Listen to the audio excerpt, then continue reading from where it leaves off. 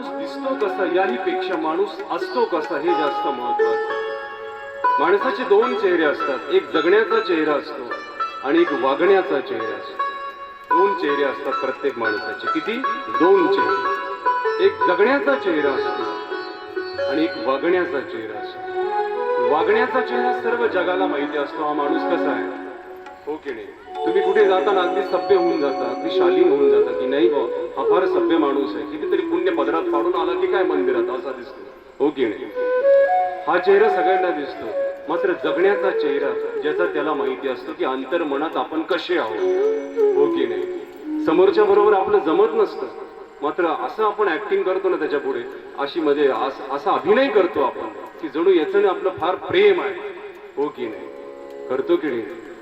जगण्याचा चेहरा ज्याचा त्याला माहिती असतो आपण अंतर्मनात कसे आहोत. सत्ता आणि संपत्तीच्या बळावर माणूस सर्व जगाला फसवू शकतो, सत्ता आणि संपत्तीच्या बळावर. मात्र स्वतःच्या मनाला कसा फसवेल. त्याचं मन तर अजून चिमटा घेतो, अरे तू नाही बरं का असा, तू असा नाहीस जसं तू जगाला दाखवतोयस, हो की नाही. स्वतःच्या मनापासून पळता येत नाही आपल्याला.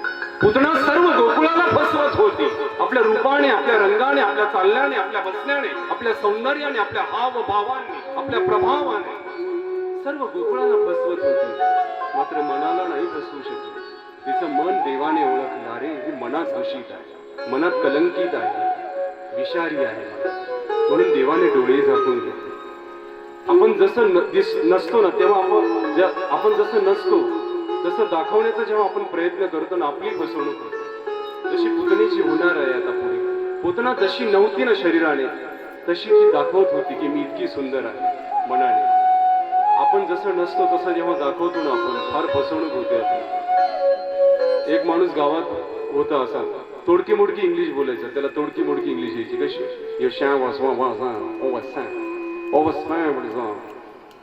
इंग्लिश बोलायचं तो. लोक चकित झाले, अरे ताता एवढी चांगली इंग्लिश बोलतो आपली, हो या. लोक चकित झाले, प्रभावित झाले. लोक त्याच्या मागे मागे भरायचे, अरे याला इंग्रजी येतं बरं का, खूप सुंदर इंग्रजी बोलतो. या ना चहा घ्या ना, बसा ना, या ना जेवण करा, बसा ना, या ना एवढी शॉल घ्या ना अंगावर. लोक चकित झाले. एक दिवस त्या गावात एक इंग्रज अधिकारी आले. इंग्रज अधिकारी त्या गावाची पाहणी करण्याकरता.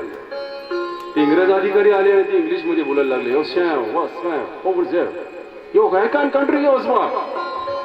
ते कुणालाच काही कळलं. ते म्हणले, अरे तात्याला बोलवा ना, चांगली इंग्लिश बोलतात ते. पटकन कोणीतरी गेलं, म्हणलं तात्या चल लवकर, इंग्रज अधिकारी आलेत आपल्या गावामध्ये, इंग्रजी बोलतात फाडफाड, तुझ्याशिवाय कोणीच बोलू शकणार आहे. त्याची मान एकदम टाईट झाली. तो म्हणला, अरे आपल्याला एवढा मान आला चालत.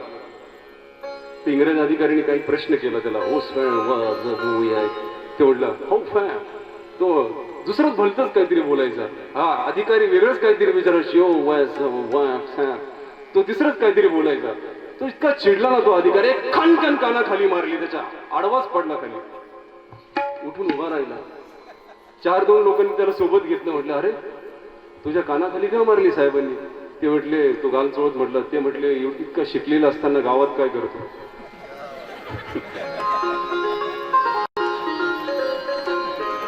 इतका शिकलेला असताना गावात काय करतो म्हणून कानाखाली मारली. मारली का बरं हे त्यालाही माहिती होतं, आपल्या कानाखाली का मारली. मात्र त्याने गावाला असं दाखवलं की नाही,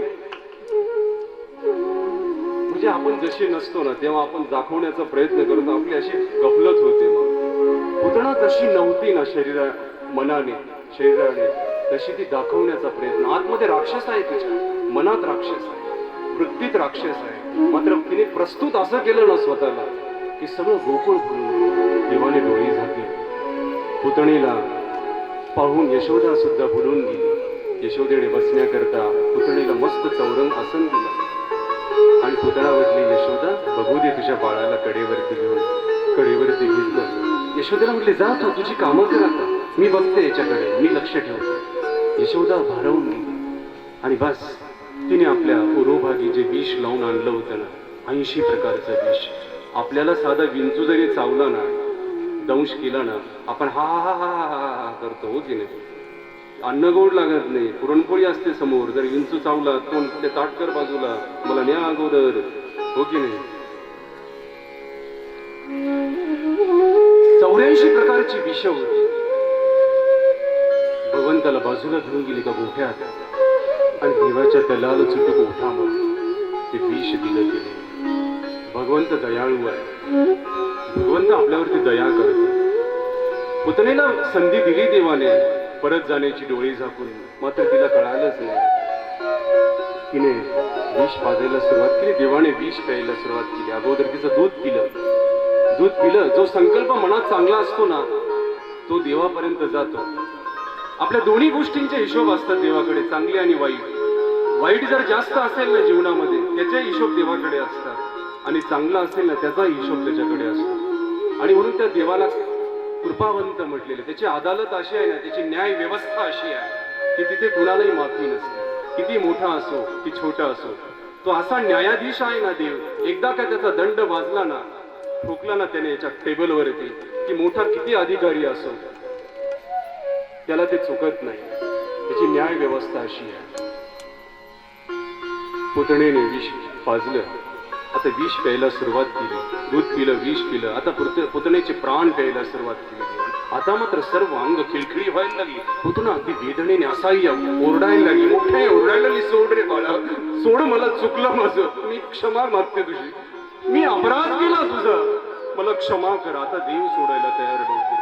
तिचं सर्व दूध पिलं, आता रक्त पिलं, आता तिचे प्राण प्यायला सुरुवात केली. पुतणीला वेदना असह्य झाल्या, आणि त्या क्षणाला पुतणेने आपलं जे राक्षसी रूप होतं, जे सुंदर शरीरात असलेलं, ते एकदम बाहेर प्रगट केलं. अगदी डोंगरासारखी असलेली पुतणा धाडकन जमिनीवरती पडली. हजारो झाडं अगदी मोडून गेली. कडकड आवाज आला, वृक्ष उन्मळून पडले. सगळं गोकुळ भयभीत झालं. संपूर्ण गोकुळ भयभीत झालं. अरे, जिला आपण सुंदर स्त्री म्हणून पाहत होतो ते डोळे गेले कुठे? जे डोळ्यात आपण भरून गेलो ते ओठ गेले कुठे? ते चालणं गेलं कुठे? ते बसणं गेलं कुठे? गेले डोंगरामध्ये. सगळं डोंगर पडलेलं होतं तिच्या शरीराचं. आहे की पाप असंच असतं. पुतणाचं शरीर इतकं मोठं, याच्यामध्ये आश्चर्य करण्याची गोष्ट नाही. पाप असंच असतं. आपण एका जन्मात हाताने पाप केलं ना, तो हात असा वाढत जातो, पुढच्या जन्मापर्यंत येतो. त्या हाताने पापच होणार, तुमच्या चोरीच होणार. संस्कार असतो त्या हातावर, असतो की नाही? हातावरती संस्कार चोरीचा पडला ना, या जन्मातून त्या जन्मात तो हात तसाच वाढत जातो. पुतण्याचं शरीर लांब आहे, ही कल्पना खोटी वाटेल तुम्हाला. इतकं मोठं शरीर नाही. याचा एक तात्विक विचार करा तुम्ही. डोळ्यांनी पाप केला, डोळा असा मोठा होत जातो एका जन्मात. पाप असं वाढतच जातं की नाही आपलं. एक बाई नवऱ्याला म्हटली, तुम्हाला माहितीये का आज मी काय केलं? तू म्हटलं काय? म्हणे मी 1 रुपयात 3 कांदे आणले. नवरा म्हटले, वेडी झाली का? हो, 1 रुपयात 3 कांदे आणले. नवरा म्हटलं, काय झालं पुन्हा? 1 रुपयात 3 कांदे आणले म्हटलं. तेवढी कशा आणले? नवरा म्हटला, तेवढी मी गेले दुकानामध्ये, एक कांदा विकत घेतला, दुसरा कांदा चोरून घेतला, आणि तिसरा कांदा दुकानदाराच्या लक्षात आल्यानंतर त्यांनी फेकून मारला.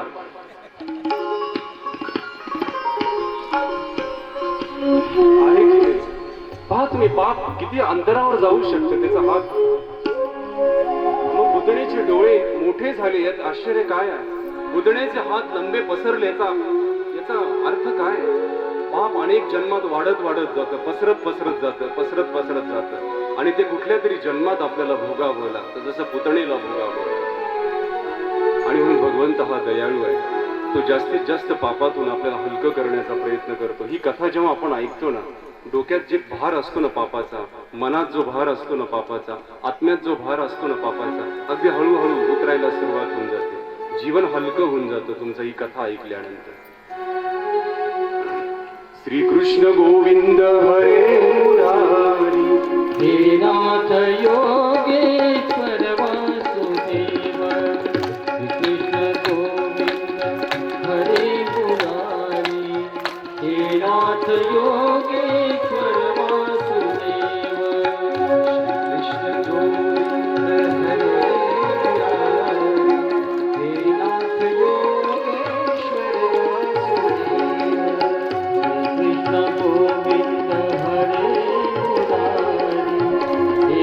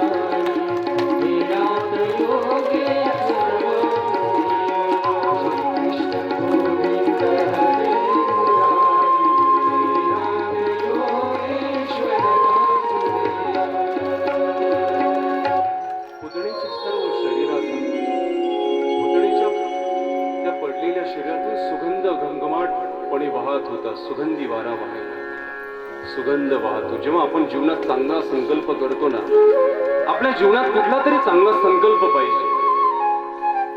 मनुष्य जीवनात आपण आलो ना, कुठला तरी जीवनात एक चांगला संकल्प तुम्ही ठेवा. या कथेच्या माध्यमातून आज मी तुम्हाला सांगतो, कुठला तरी एक चांगला संकल्प या 7 दिवसात तुम्ही करा. रोज जे नामधारक असतील ना, त्यांनी एक चांगला संकल्प करा की रोज 5 गाठ्या केल्याशिवाय माझा दिवस मी जाऊ देणार नाही. 5व्या नामाची करा, दुसऱ्या नामाची करा. 5 गाठ्या संकल्प स्वतः विडा ठेवा देवावर. एक संकल्प करा. पहा तुम्ही तुमच्या जीवनात कसं परिवर्तन होत जाईल. तुम्हाला देवाला सांगावंच लागणार नाही विहिरीला पाणी का येत नाही. तुम्हाला देवाला सांगावंच लागणार नाही बँकेत बॅलन्स का खर्च होऊन जातो पटापट. तुम्हाला देवाला सांगावंच लागणार नाही. घराणं मांडण्याची वेळच येणार नाही. आपण काय करतो, मागतो जास्त आणि करतो कमी देवासाठी, हो की नाही? संकल्प करा जीवनात काहीतरी चांगला संकल्प की आजपासून कुणाला शिवी देणार नाही, कुणाला वाईट बोलणार नाही, कुणाचा द्वेष करणार नाही, कुणाचा मत्सर करणार नाही, अभिमान बाळगणार नाही. काहीतरी एक चांगला संकल्प करा. जसा पुतणेने केला ना, सगळं मन खराब होतं, मात्र एक संकल्प चांगला होता, सुगंध सुटला तिच्या शरीरातून. तुम्ही जेव्हा चांगला संकल्प करता ना, तुमच्या डोळ्यात एक चमक असते, तुमच्या बोलण्यात एक चमक असते की चांगला संकल्प करा जीवनामध्ये काहीतरी. पहा तुमचा आनंद कसा द्विगुणित होईल जीवनामध्ये. रोज सकाळी पारायण करण्याचा संकल्प करा की रोज दत्तात्रय कवच 5 पारायण करेल. नाही पारायण जमलं स्मरण करा.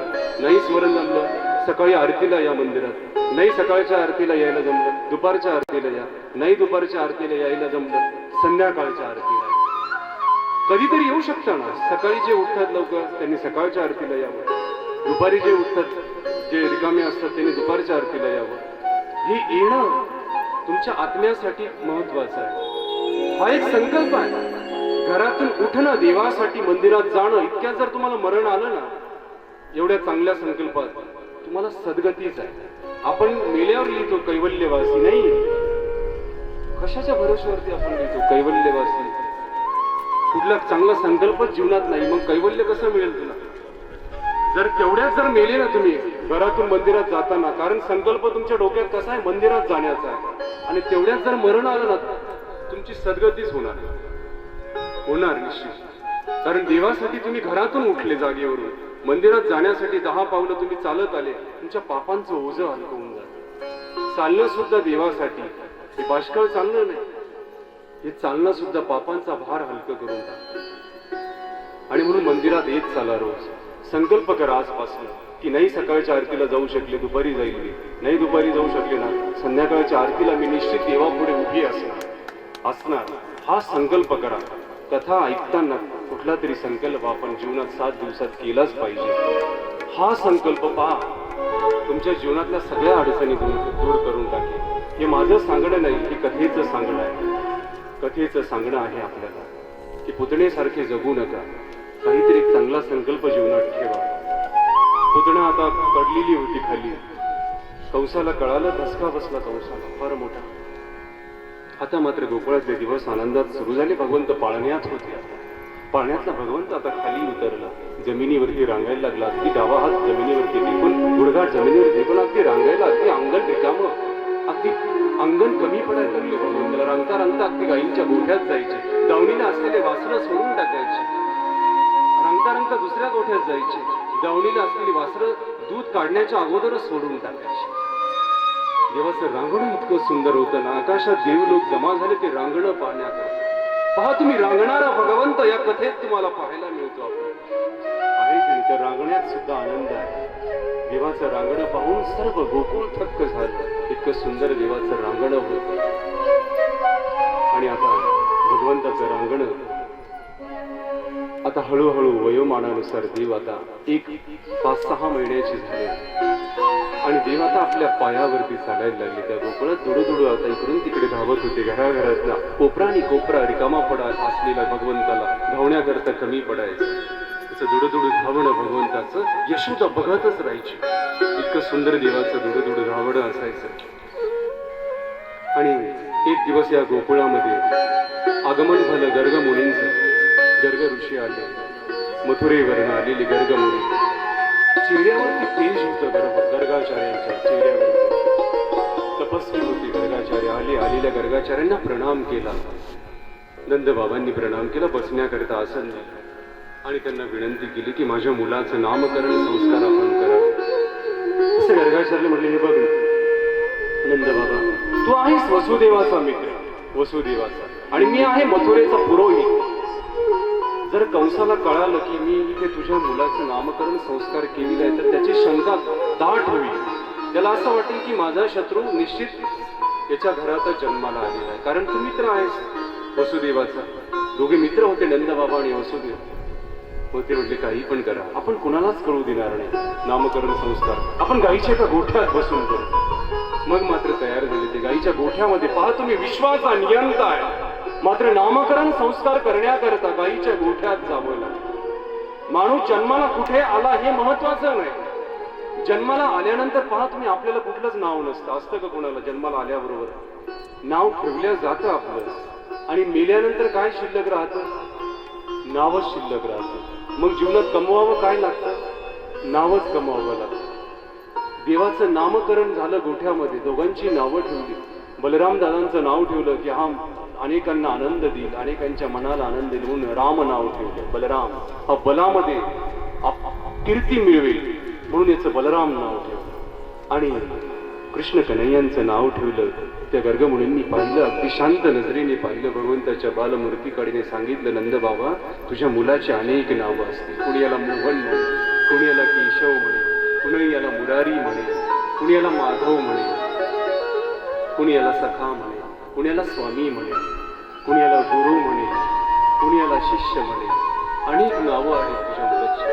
वेगवेगळ्या गुणांनी तुझ्या मुलाला वेगवेगळी नावं येतील. तुझा मुलगा कीर्तीमध्ये सर्वोच्च असेल, कीर्ती मिळवून देईल तुझ्या कुलाला. अगदी जन्मोजन्मी लोक प्रणाम करतील तुझ्या पित्यापणाला. असा तुझा मुलगा गुणी आहे. त्याचं नामकरण तू कृष्ण ठेव. हा लोकांच्या मनाला आकर्षित करील, आपल्याकडे ओढून आहे की नाही. भगवंताचं नामही कृष्ण आहे. आजही आकर्षण संपलेलं नाही त्या नावाचं. आपण जेव्हा कृष्ण कन्हैया लाल की म्हणतो ना, कधी जय तोंडातून बाहेर पडतो कळतही नाही आपल्याला. आहे की नाही. यथा नाम तथा गुण. आपलं नाव एक असतं आणि गुण वेगळाच असतो. हो की नाही? असतो की नाही? नाव असतं गोड बोले. काय गोड बोले, मात्र कधी तोंडात शब्द गोड नसतो त्याच्या. ऑफिस मध्ये जातो, चिडचिड करतो, ए जोशा, ए कुठे गेला, इकडे तडफडलं, ए इकडे पटकेल, छान छान पटकेल, असा चर चर चर बोलतो. असा काळज कापत कापत जातो माणसांचे. हो की नाही? आणि नाव काय असतं? गोड बोले. मात्र तोंडात कधी शब्द गोड नसतो याच्या. कायम पहा सुरी असती गेली. मग आपली जशी नावं असतात तशी गुण असतात का आपले? नसतात. भगवंताचं पहा, यथा नाम तथा गुण. देवाचं आकर्षण सर्व गोकुळाला होतं. तो कधी आपल्या अंगणात येईल याची वाट सर्व गोकुळ बघायचं. कधी आपल्या मुलांबरोबर खेळेल याची वाट सर्व गोकुळ बघायचं. आता भगवंत थोडे मोठे झाले. आपल्या बालसवंगड्यांना जमवलं. आता आपल्या वयाची अगदी 5-5, 6-6 वर्षांची ती मुलं गोकुळातली सगळी जमा केली. आणि देवाने आता एक निर्णय घेतला गोकुळात, की गोकुळातलं जे दही दूध आहे ना, हे जातं कुठे? मथुरेमध्ये. आणि खातं कोण? पापी माणसं खातात. कंस पापी, त्याचा दरबार पापी, त्याचे शिपाई पापी, त्याचे सैनिक पापी, त्याचा मंत्री पापी. हो की नाही? ही सगळी लोक ती खातात ना. मग देवाने एक युक्ती केली की हे आपल्या मुलांना, म्हणजे या गोकुळातली जी मुलं होती ना, यांना भेटत नसायचं खायला व्यवस्थित. ते पैशाच्या लालसेपायी गोकुळात नेऊन विकायचे सगळे. मग देवाने आता युक्ती केली की आपण घराघरात जाऊन माठं फोडायची. मग फोडायची कशी? घरातली माणसं जर घरात असतील तर मग माठं फोडायची कशी? मग युक्ती केली. कोणीतरी जाऊन घरात ओरडायचं, ओ काकू काय, अहो तुमचा मुलगा, अरे झालं काय? तुमचा मुलगा झाडावरती गेला, अगदी शिंट्यावरती गेला, पाय निसटला, यमुनेत पडला, भुतक्यानं आवाज आला, पहा आता बघून आलो आम्ही. एकदम ती काकू घाबरून जायची. सगळं घर त्या मथुरेच्या आपल्या त्या नदीच्या दिशेने पळत जायचं. सगळं घर खाली व्हायचं आणि बाहेरचे सगळे घरात घुसायचे. सर्व दही दूध लोणी अगदी मन सोक्त खायचे पोट भरून, आणि उरलेलं सगळं त्या घरामध्ये सांडून द्यायचे. माठ आणि माठ फोडल्या जायचं. जेव्हा ती लोक बाहेरून यायची ना आतमध्ये बघायचे, सगळं घर बदललेलं असायचं. घराची रंगरंगोटी बदललेली असायची. रंगरंगोटी बदललेली असायची. मग त्यांना वाटायचं हे केलं कोणी? कोण आलं होतं सांगायला? अरे तो नामदेवरावचा मुलगा तो आला होता सांगायला. अरे तो तर यांच्या बरोबरच होता आणि तो कसा पडला पाण्यामध्ये.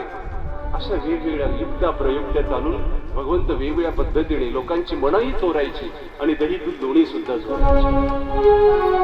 एकदा आपल्या मावशीच्या घरी गेले ते. ती गेली होती पाणी भरायला नदीवरती, मस्त माड घेऊन डोक्यावरती. आणि ती येण्याच्या अगोदर भगवंताने काय केलं, जी काही माठ होती ना घरामध्ये दह्या दुधाने भरलेली, अगदी रचवून ठेवलेली एकावरती एक, सगळी फोडली, खटाखट खटाखट खटाखट फोडली. अगदी धार लागली एका माठातून अशी. मस्तपैकी आपला ओठ लाल चुटून मस्त असा पांगवला आणि एक एक थेंब अगदी आनंदाने पिला ते दह्या दुधाचा. उरलेलं जे सगळं होतं ना ते घरामध्ये अगदी पांगून दिलं, सर्व घरामध्ये पसरून दिलं. अगदी उंबरा सुद्धा सोडला नाही, उंबऱ्यावरती सुद्धा लावून पांगून दिलं. आता ही जी होती ना पाणी घेण्याकरता गेलेली, अगदी डोक्यावरती माठ ठेवून ठुमकत ठुमकत चालत चालत चालत एक एक पाऊल टाकत आली. आता घराचा दरवाजा अगदी लोटलेलाच होता. तिने अगदी हळूवर असा दरवाजा उघडला आणि पहिलं पाऊल तिने त्या उंबऱ्यावरती टाकलं. दुसरं पाऊल टाकायची गरजच पडली नाही. सरकेन सरकत गेली आणि दणकन आदळली भिंतीवरती. डोक्यावरचा माठ खाली पडला, धडकेन खाली पडली. आता खाली पडलेला माणूस काय करतो, पटकन उठून पाहतो मला कोणी पाहिलं तरी ना आजूबाजूला, कोणी बघितलं तरी ना मी पडलो हो की नाही. तिने पाहिलं आजूबाजूला कोणीच दिसलं नाही. बरं वाटलं थोडं. मग विचार केला नेमकं केलं कोणी. ते घराचं अंगण असं कोणी बेडप केलं, हे दही दूध कोणी फोडलं. बघायला लागली भिरभिर त्या नजरेने. मग तिला भगवंताचा असा हात दिसला. दरवाजाच्या मागे लपलेले भगवंत हातात असलेली बाजू बंद चमकली आणि अगदी दफकत पावलं टाकत गेले आणि गच्च पकडला हात भगवंताचा आणि बाहेर ओढलं. चल आता. नेहमी म्हणते ना तुझी आई यशोदा की माझ्या मुलावरती खोटा आळ घेता तुम्ही, आज पकडला की नाही तुला, चाल आता. भगवंत आपल्या मावशी जाऊ दे ना, मिटवू ना इथे, मिटवून टाक. नाही कळालं पाहिजे तुझ्या आईला. त्यात भगवंत गंमत करतो, मावशी पडली ना तू, फक्त पडलीच ना, बरं झालं पुढे भिंत होती, भिंत नसती तर जाऊन डायरेक्ट माहेरीच पडली असते. असं बोलतो खोडसाळा. चाल आता.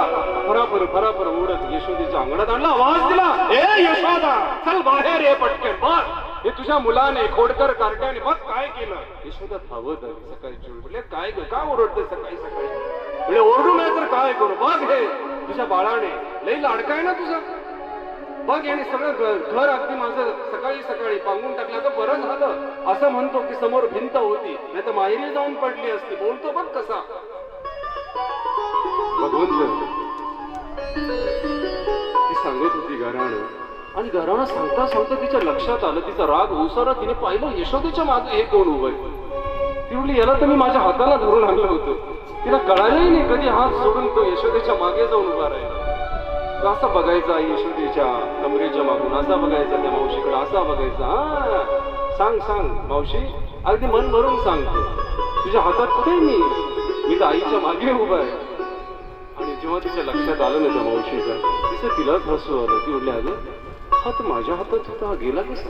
ती विचारत पडली. तशी यशोदेने काय विचार करते, किती मोठा ओरडत होती, काय कारण सांगत होती कन्हैयाचं. हो ग, पण तो तर माझ्या बरोबर होता ना, तुझ्या मागे कसा आला तू.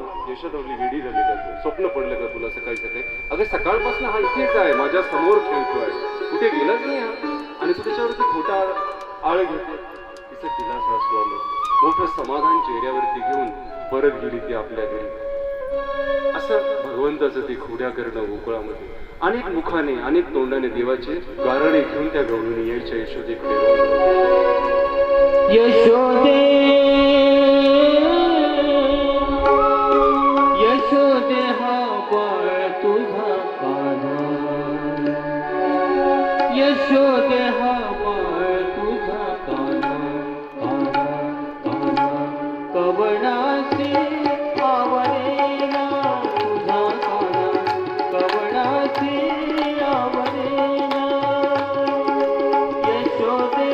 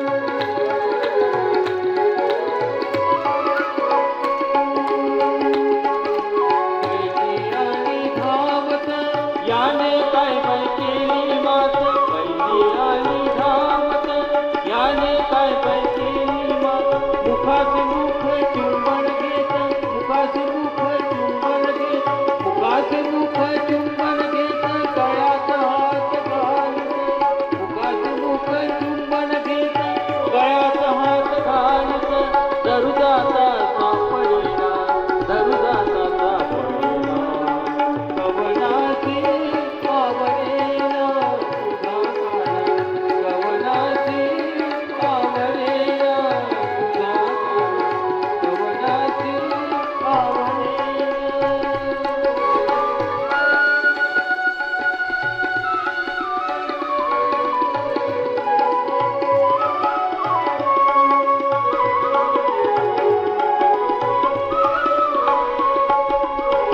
दुसरी आली धावणी याने पाय पाय केली करणी दुसरी आली धावणी याने पाय पाय केली करणी पतीची दाढी माझी वेणी पतीची दाढी माझी वेणी पतीची दाढी माझी वेणी दोघांची गाठ बांधून पतीची दाढी माझी वेणी दोघांची गाठ बांधून कवना गाठ सुटेना कवना गाठ सुटेना कवनाची आवडेना तुझा काना कवनाची आवडेना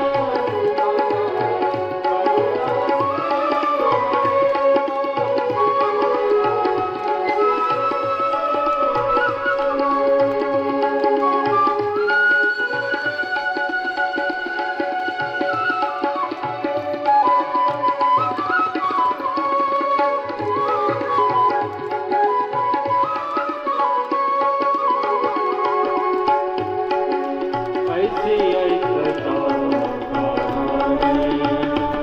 गाऱ्हाणी गाऱ्हाणी ऐसे ऐकता गाऱ्हाणी यशोदे नयनी आले पाणी यशोदे नयनी आले पाणी कृष्णा खोड दे टाकुनी कृष्णा खोड दे टाकुनी कृष्णा खोड दे टाकुनी एका जनार्दनी चरणी कृष्णा खोड दे टाकुनी एका जनार्दनी चरणी प्रेम तया आवडेना प्रेम तया आवडेना कवनाची आवडेना तुझा काना कवनाची आवडेना यशोदे यशोदे हा बाळ तुझा काना यशोदे हा बाळ तुझा काना काना काना कवनाची आवडेना तुझा काना कवनाची आवडेना तुझा काना कवनाची आवडेना अनेक अनेक तोंडातून अनेक मुखातून आलेल्या त्या तक्रारी ऐकून यशोदा आज कासावीस झाली यशोदा आज गहिवरली संतापली कन्हैयाचा कान पिरगळला कन्हैयाच्या डोळ्यात डोळे टाकले यशोदाने विचारलं कन्हैया का करतोस अशा खोड्या